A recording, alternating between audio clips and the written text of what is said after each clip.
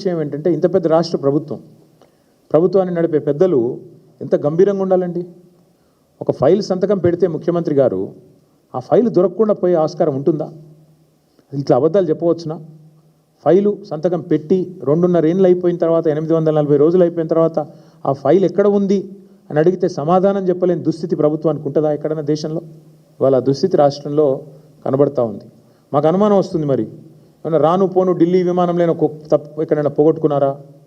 ఢిల్లీ ఎక్కువ తక్కువ వచ్చిపోతారు కదా, ఎప్పుడైనా ఢిల్లీ విమాన పర్యటనలో ఎక్కడన్నా తప్పిపోయిందా ఫైలు?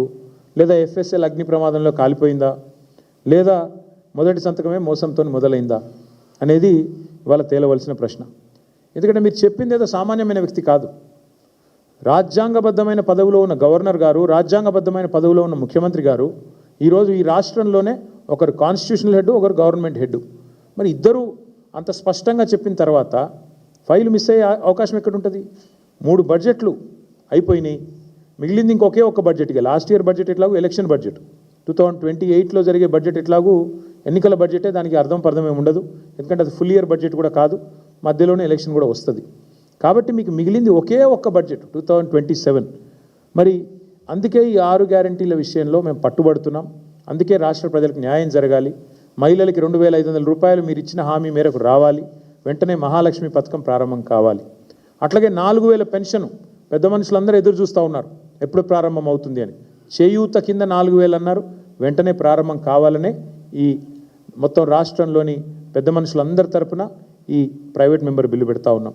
అట్లాగే రైతు భరోసా అన్నారు మీరు, రైతు బంధు కాదు రైతు భరోసా, 10,000 కాదు 15,000 అన్నారు.